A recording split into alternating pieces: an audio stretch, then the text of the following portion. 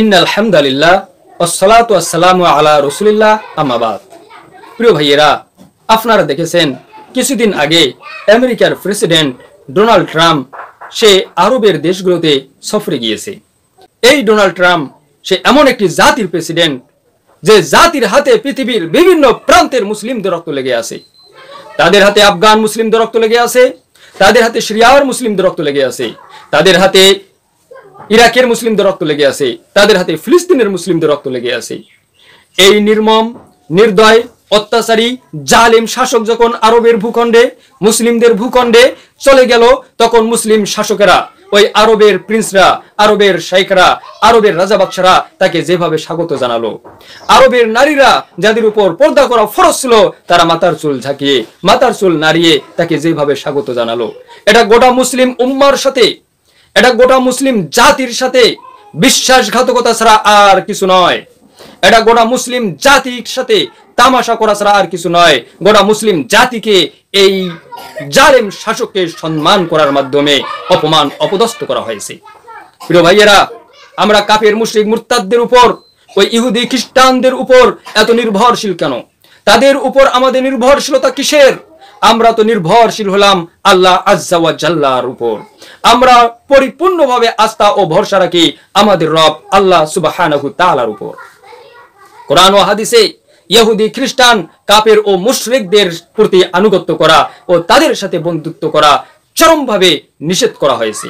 আল্লাহ রাব্বুল আলামিন সূরা আলে ইমরানের 100 নম্বর আয়াতের ভিতরে বলেছেন, ইয়া আইয়ুহাল্লাযীনা আমানু ইন তুতিউ ফারিকাম মিনাল্লাযীনা উতুল কিতাবা ইয়ারুদ্দুকুম বা'দা ঈমানিকুম কাফিরিন।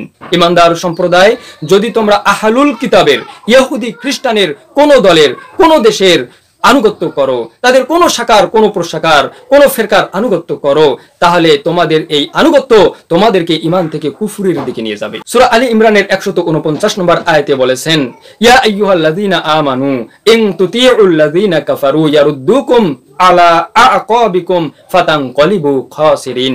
যদি তোমরা কাফেরদের, মুশরিকদের আনুগত্য করো, তাহলে তোমাদেরকে ঈমান থেকে তোমাদের পূর্বের অবস্থায়, অর্থাৎ কুফরির অবস্থায় তোমাদের এই আনুগত্য ফিরিয়ে দিবে।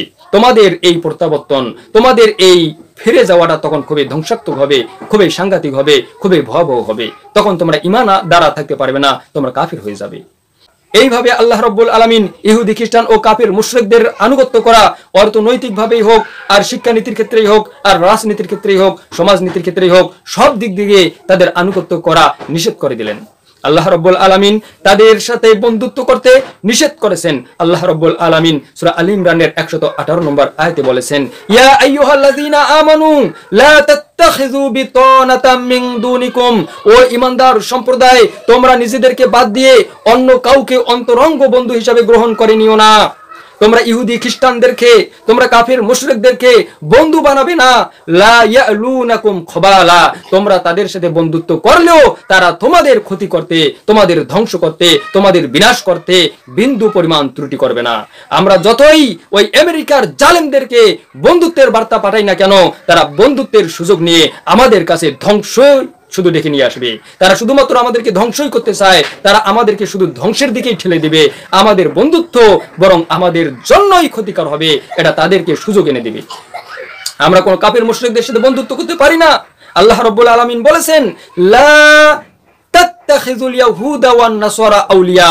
তোমরা ইহুদি খ্রিস্টান, নাম ধরে আল্লাহ বলেছেন, ইহুদি খ্রিস্টানদেরকে বন্ধু হিসেবে গ্রহণ করে নিও না।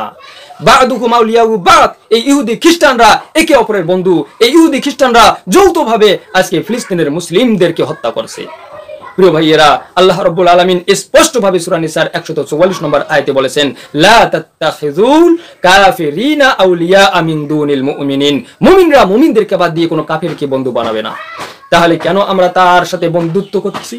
কেন আমরা এই আমেরিকার জালেম শাসকের সাথে বন্ধুত্ব করে, চুক্তি করার মাধ্যমে আমার ফিলিস্তিনের নির্যাতিত মুসলিম ভাইদের সাথে বিশ্বাসঘাতকতা করছি? তার কাটা ঘায়ে নুনের ছিটা দিচ্ছি কেন? প্রিয় ভাইয়েরা, আমরা যদি আমাদের শাসকদেরকে এই ভুল নীতি থেকে না ফিরাই, আমাদের শাসক ও আমরা সবাই একদিন এই কাফের মুশরিক ও ইহুদি খ্রিস্টানদের হাতে নাস্তানাবুদ হব, ধ্বংস হয়ে যাব।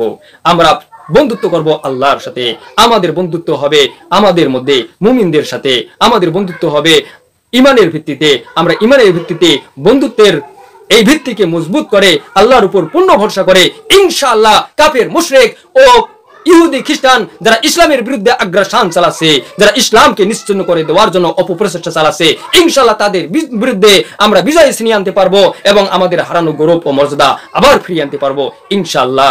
এই জন্য আমাদেরকে কাফের মুশরিক ও ইহুদি খ্রিস্টানদের গোলামি নয়, বরং তাদের থেকে সম্পর্ক ছিন্ন করে আল্লাহর সাথে সম্পর্ক তৈরি করে এই বিজয় অর্জিত হবে ইনশাআল্লাহ।